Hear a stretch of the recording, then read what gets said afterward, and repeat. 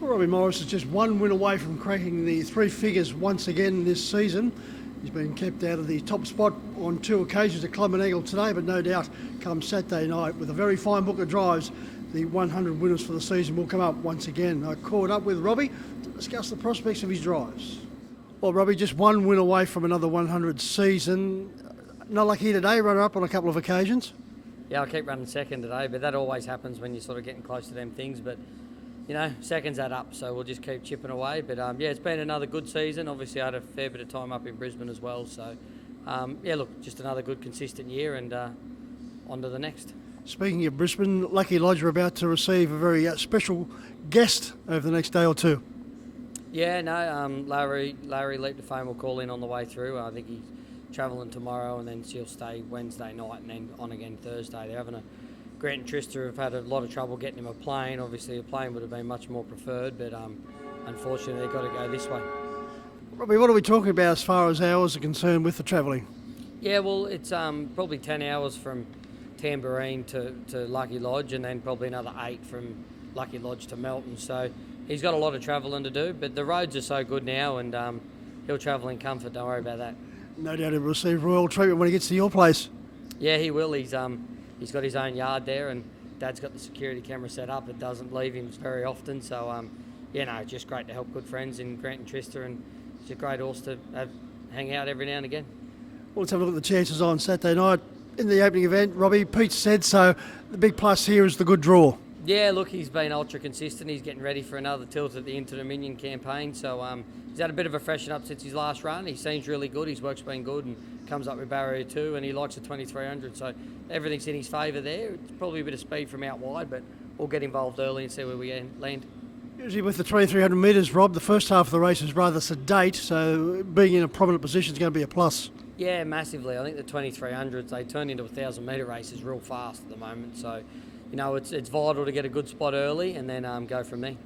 Over to race 3, Colonia Courage for Troy Williams. Also, Kerry Ann's got Ryan's Gangster, has the courage, just a reliable type, and the other two have been in and out of form but capable of bold showings. Yeah, that's right, has the courage. He's been ultra impressive late. He's been running some great numbers getting home and Ryan's Gangster's racing great as well. So I've been really happy with how he's been. He won ahead of the carousel and I think I'm driving Colonia Courage in that race. So I'm happy with how it's all planned out. And it's an open race. You wouldn't be ruling out any of them. Yeah, well, that's it. You know, Colonia Courage was terrific last week, sitting parked in pretty good mile. He probably should have run 4th. He got checked up right on the line, so happy to stick with him. Troy Primmer's got no dramas, racing exceptionally well. She's won 3 of her past 4, coming off the last start win here, but she's up against some very strong opposition in the 5th stakes. Yeah, it'll be good to take the wind out of Troy Sales a little bit. He's been a bit up and about, telling everyone how good he is at the moment. No, he's a great guy, Troy, and he's been worked hard. I think he's been a long time between drinks. I think Napatak Jack was his last horse he raced in the Metropolitan Grade, which is at Harold Park. So she's a lovely little mare. She's always been pretty good from go to woe. She's great gated, good mannered. Troy's done a terrific job with her, and although she's in against the harder mares on Saturday night, she'll have a work cut out for her, but it'll be a good run just to season her into that grade. Yeah, we're talking about RD's Express, beautifully drawn in gate 1 if it was going to make it hard enough for the rest of the field anyway. Tay-Tay's in 2, I Love Her Bubbles, all for Jason Grimson's nicely drawn as well. Yeah, that's it. I think they'll have 1, 2, 3 covered. You know, they're just classy mares and they've come up with plum draws, but that's the random barrier draws for you. You can't do much about it, but for no dramas, this is more about season her for what's to come in the next 12 months. Talking about seasoned mares, you must be delighted with the way Funky Monkeys return to racing. 2 very solid placings. This does look her race 7 on the card.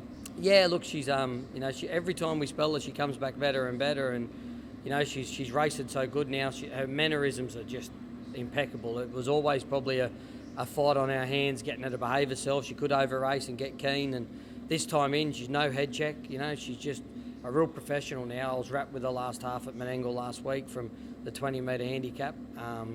Look, there's no, you know, you got Aldebaran Zeus and Caligula's going to come out of the gate flying, but I'm in no desire to get into any speed duels. I think we'll get across the inside ones and hopefully Caligula gets there and he's a good helmet to follow.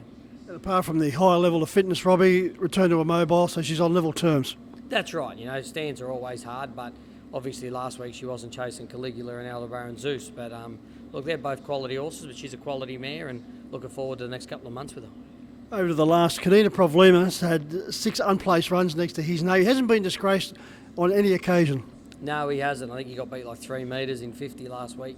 Got out of the gate in 25 and a piece and got home in 26 and a piece. So, yeah, look, he's been ultra consistent. Yes, he's dropped back in grade, but the draw hurts.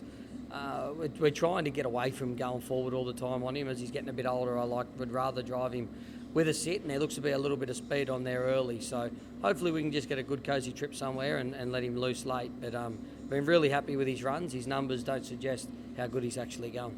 No doubt he'll be heading for the Inter Dominion as well. He'll be there as well, yeah, the 2 Grand Old campaigners. Unfortunately, earlier a couple of months ago now, we lost Simply Sam. That was probably pretty tragic for us all.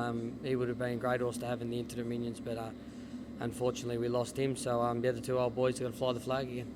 And you had a very high opinion of Simply Sam and thought that he was going to make it through the grades rather comfortably. Yeah, I was shattered. You know, obviously we all fall in love with our horses. It's part of the game. You spend every day with them. You love them like they're your own. And just his ownership group were great people, and we turned down big money for him for the States. And I just thought the way he raced and his mannerisms, he'd be right up there with the best of them. He showed that in his, again, had 9 or 10 starts. So it was really sad to see him go, and all the girls and, you know, even Josh and me were sort of a bit teary for a couple of days. But yeah, look, it was one of them things, you know, that happens, and you got to take the good with the bad. But it was pretty sad, yeah.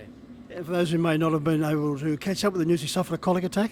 He did, yeah. He was just standing here at the races, and he was perfect. And all of a sudden, he sort of went down, and half got a bit funny. So we got him straight around with equine, and they operated, and everything was good. And unfortunately, a lot of the times when they have a colic attack, obviously it's their intestines or stomachs twisted, and when you untwist it, obviously there's a blockage, and when the blockage rushed through, he had a bleed internally, and when that happens you turn septic, and unfortunately he couldn't be saved. But Randwick Equine were terrific. They done everything they possibly could for him, and they kept him as pain-free as he possibly could be. So that's all you want. It was sad to see him go, but he's in a better place now, and on to the next one.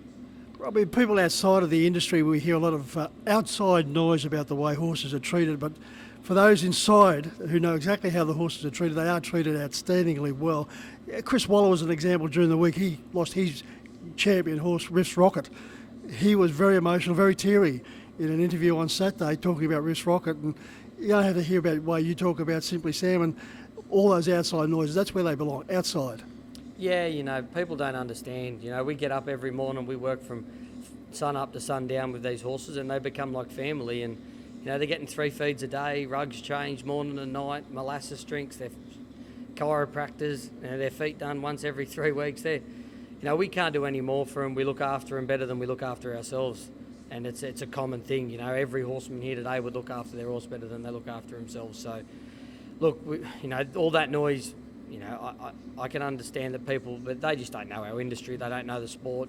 I would advise anyone to come and spend a day with them and see if they'd like to be treated the way our horses get treated. And that's for the whole industry. You know, go through that barn there, they all look immaculate. And it's sad that we've got to listen to that outside noise, but they don't know the true form of our industry.